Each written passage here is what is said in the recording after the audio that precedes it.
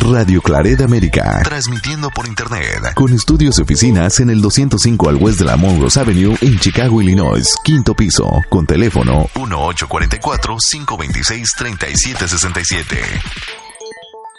Hola, ¿qué tal, estimado Radio Escucha? Muchas gracias por estar con nosotros en un programa más de neurogenética médica y cotidiana, con la titular de este programa, con la doctora Elizabeth Ramos Raude. Y muy bien, vamos a conectarnos en estos momentos a ese hermoso estado de la República Mexicana, a Durango, precisamente para darle la más cordial bienvenida a la doctora. Doctora, ¿cómo se encuentra? Bienvenida. Hola, muy bien, muchas gracias. Gracias, doctora. El día de hoy tenemos dos temas muy importantes. El primer tema es las malformaciones cerebrales y el tema 2, cómo potenciar la creatividad. Así es que, sin más, vamos a empezar con el primer tema. Doctora, ¿qué nos puede decir usted acerca de las malformaciones cerebrales, por favor? Bueno, existen diversos tipos de malformaciones cerebrales. Algunas ya están predispuestas a nivel genético y otras van a ser ocasionadas por algún otro problema. Generalmente son problemas disruptivos, es decir, que falta el oxígeno, que hay problemas en la circulación cerebral y esto conlleva este tipo de malformaciones, o incluso el consumo de sustancias por parte de los padres, bueno, la madre o el padre. Digo o el padre porque, por ejemplo, el consumo de tabaco, es lo que ahora se considera como tabaquismo pasivo, es decir, que la mamá no fuma, pero la pareja sí, y está ella en contacto con el humo del tabaco y pues puede generar ciertas malformaciones en el cerebro del bebé. Es muy importante saber que ante cualquier malformación cerebral se debe de acudir al neurólogo y también al médico neurogenetista o al genetista si no tienen acceso a un médico neurogenetista. Dentro de las malformaciones más comunes está la agenesia del cuerpo calloso. El cuerpo calloso es una estructura cerebral que conecta ambos hemisferios cerebrales. Entonces es muy relevante porque permite la integración de la información en diversas áreas, para el lenguaje, para muchas áreas cerebrales. Entonces, esta tiene una frecuencia de 1 de cada 1000 recién nacidos vivos van a tener estas malformaciones del cuerpo calloso, principalmente que no se forman. Y esto va a condicionar una discapacidad intelectual severa, un retraso mental profundo. Es decir, que aquel individuo que nace sin este cuerpo calloso generalmente va a ser un individuo dependiente. También se va a acompañar de algunas otras alteraciones a nivel de la imagen cerebral y se puede asociar a diferentes malformaciones, ya sea cerebrales, como hay una malformación cerebral que se llama encefalocele, que es cuando el cerebro se hernia y sale pues como en un saquito, porque pues no está íntegro el cráneo como tal, y también se puede acompañar de labio y paladar hendido, pero un tipo de labio y paladar hendido en donde la premaxila, que es una estructura donde van los dientes frontales, no se va a encontrar, y este tipo de defectos que se llama defectos de línea media. Existen más de 25 síndromes genéticos en los cuales es común encontrar la agenesia del cuerpo calloso, sí, que no esté formado y por lo tanto que haya esta predisposición a este retraso profundo. Entonces sí es importante que en el caso de que les diagnostiquen esta alteración, pues consultar a un médico genetista o neurogenetista, además del médico neurólogo, porque habrían otros problemas que podrían estar siendo ignorados, pues porque la especialidad de neurología pues es amplia, pero de todas maneras puede pasarse desapercibidos algunos datos que debe de conocer el médico genetista. También hay otras alteraciones en cuanto a la migración de las neuronas. Es decir, en el cerebro, las estructuras cerebrales tienen un orden muy importante de las diferentes capas formadas por los diferentes tipos de neuronas. Entonces, dependiendo de la estructura, van a ser las capas que deba contener y el tipo de neuronas que se encuentren ahí. Entonces, dentro de la alteración de la migración de estas neuronas, se encuentra una que es pues bastante severa, y lo estamos empezando con las malformaciones más severas, que sería la lisencefalia, es decir, que el cerebro está liso. El cerebro generalmente tiene las circunvoluciones, que esto le ayuda a que la corteza tenga mayor superficie y por lo tanto pueda realizar pues más funciones. El cerebro lo podríamos comparar en este caso como una nuez, y cuando normalmente, ¿verdad? Pero cuando está liso no tendríamos esas pequeñas hendiduras y por lo tanto la superficie de la corteza estaría bastante limitada, y además hay otras alteraciones que en vez de contar con 6 capas tendría 4 capas de neuronas, etcétera, que realmente ocasionan problemas en el aprendizaje. También puede acompañarse de que la mitad del cerebro sea más grande. Existe otro problema que también que se llama esquizoencefalia, es decir, que el cerebro como tal hubo una parte que fue dañada por la falta de oxígeno, y esta parte quedó como una hendidura, un labio pues en el cerebro, y también suele asociarse con retraso principalmente.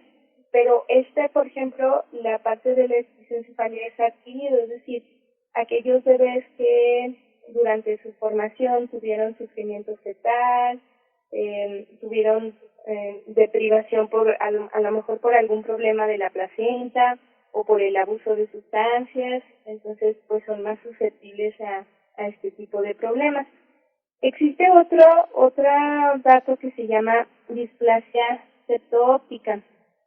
En generalmente, cuando nace el bebé, tiene algo que nombramos como nistagmos, que es el movimiento continuo de los ojos. Y es importante identificarlo a tiempo, porque se puede acompañar de quistes cerebrales y de otras alteraciones.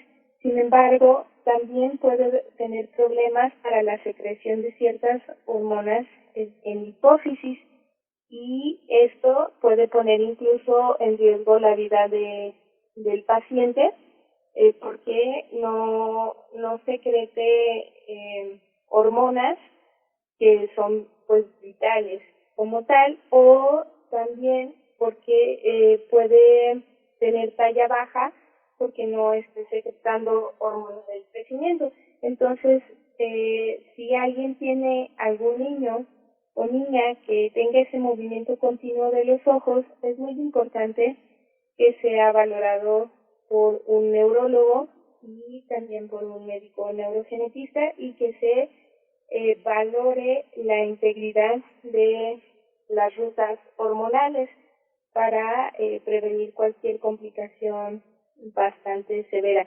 El problema es que a veces cuando acudes con un médico que no tiene la preparación completa para identificar esto,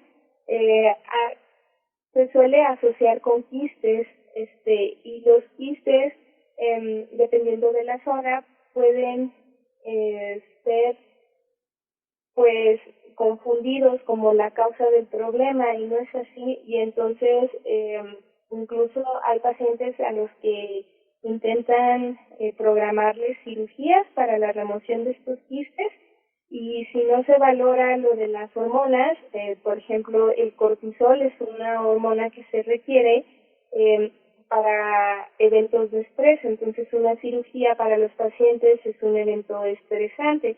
A lo mejor el paciente normalmente no ha tenido un estrés importante y no nos hemos percatado de la ausencia de esta secreción hormonal, y al momento de una cirugía puede ser muy riesgoso para el paciente. Por eso es muy importante identificar este tipo de problemas.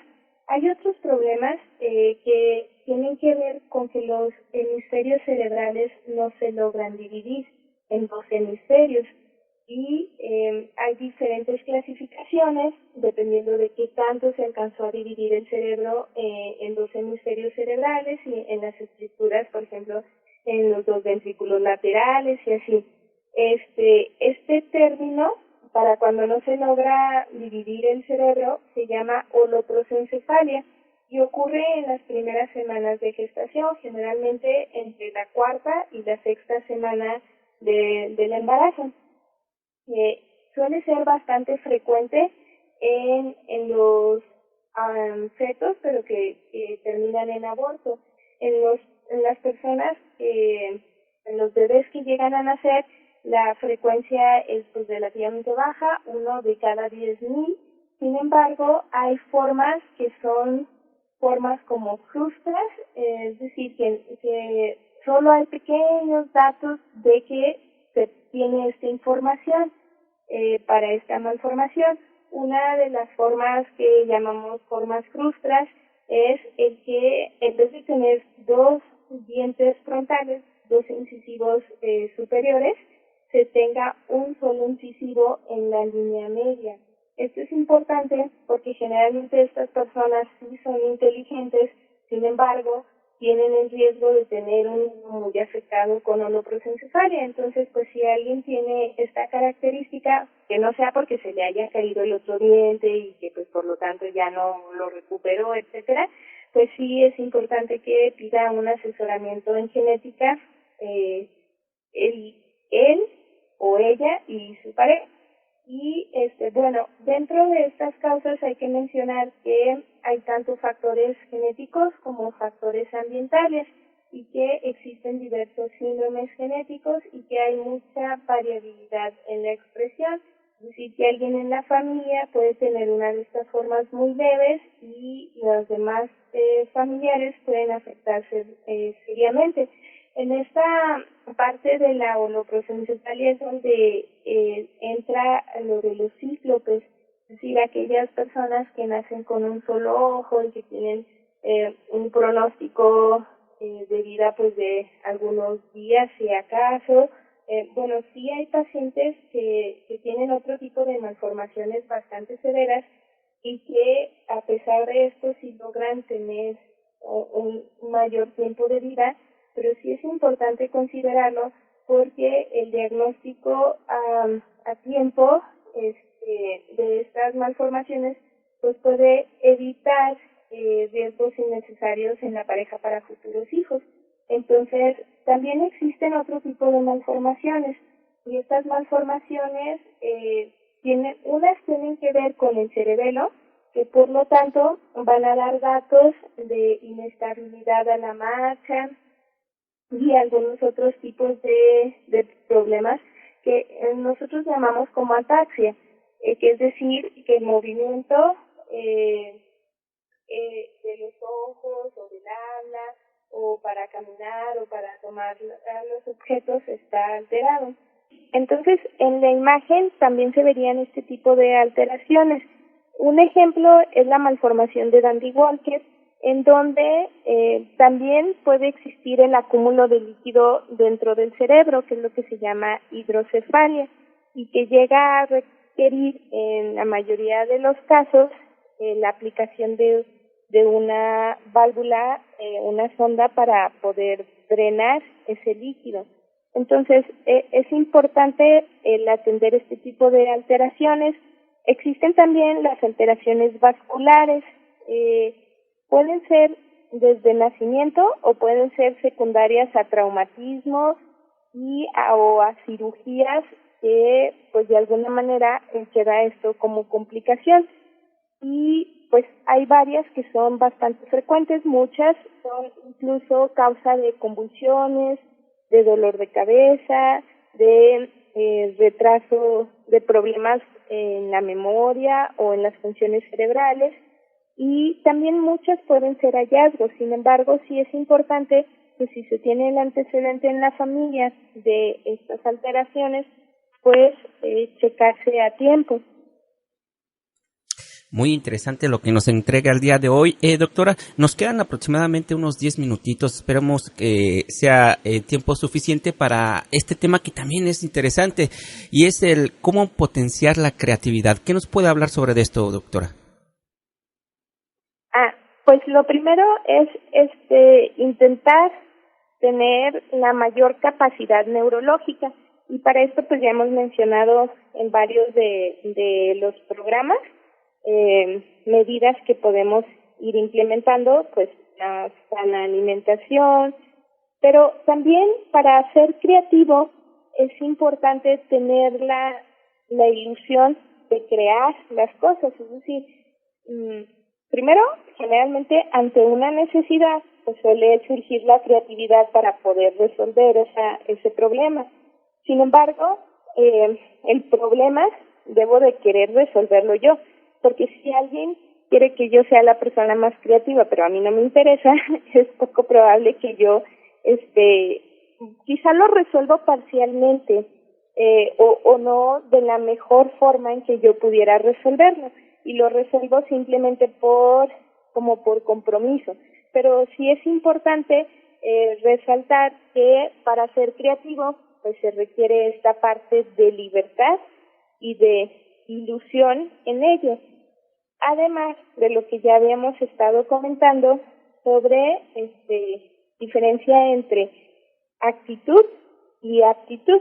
Es decir, se puede tener, en este caso se podría tener la aptitud, pero si no se tiene esa motivación, pues es poco probable que se llegue a realizar.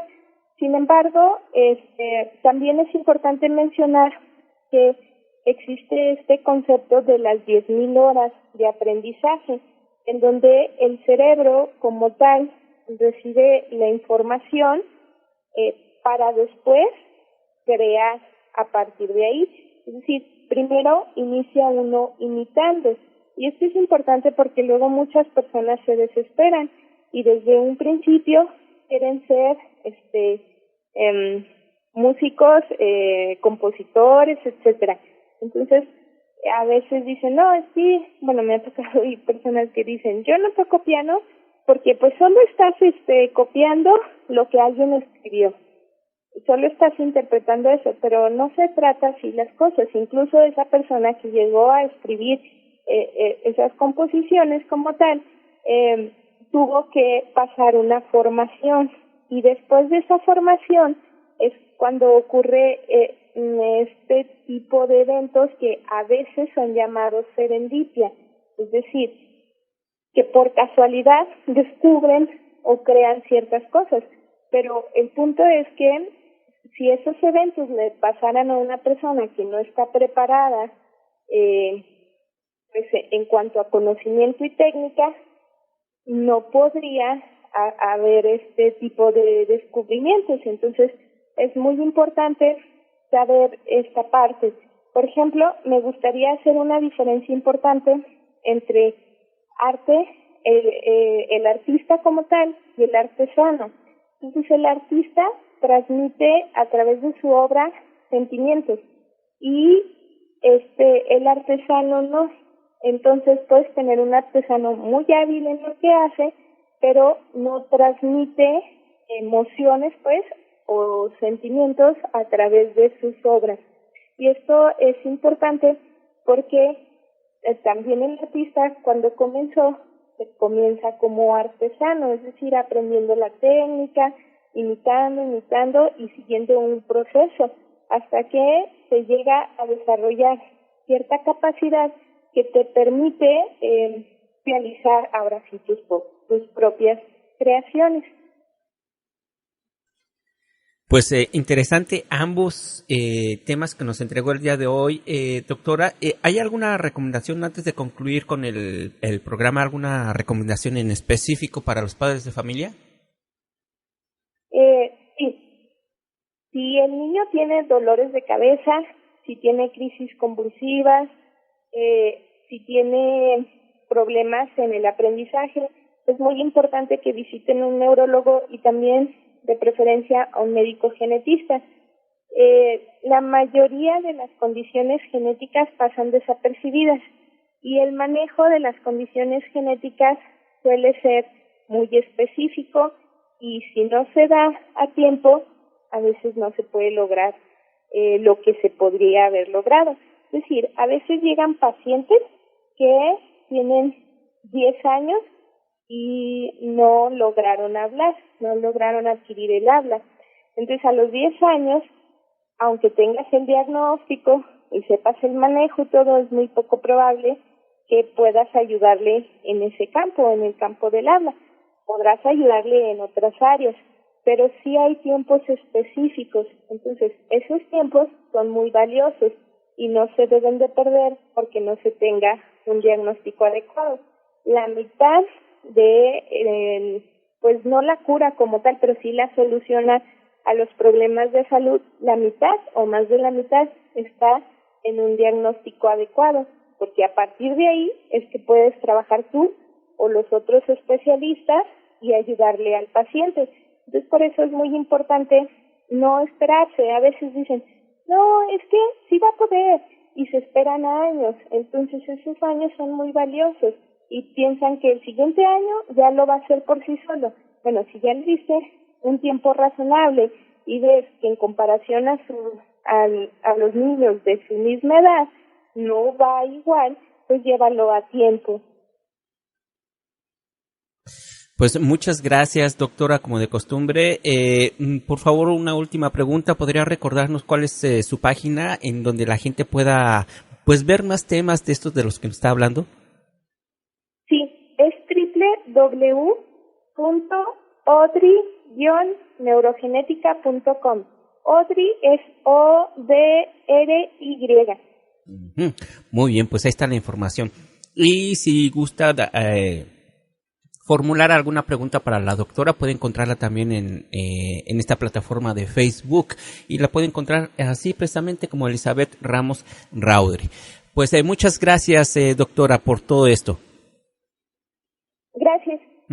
Y a usted, estimado radioescucha, muchas gracias por su amable sintonía. Esperamos contar con la misma en la próxima semana en un programa más de neurogenética médica y cotidiana con la doctora Elizabeth Ramos Raudry.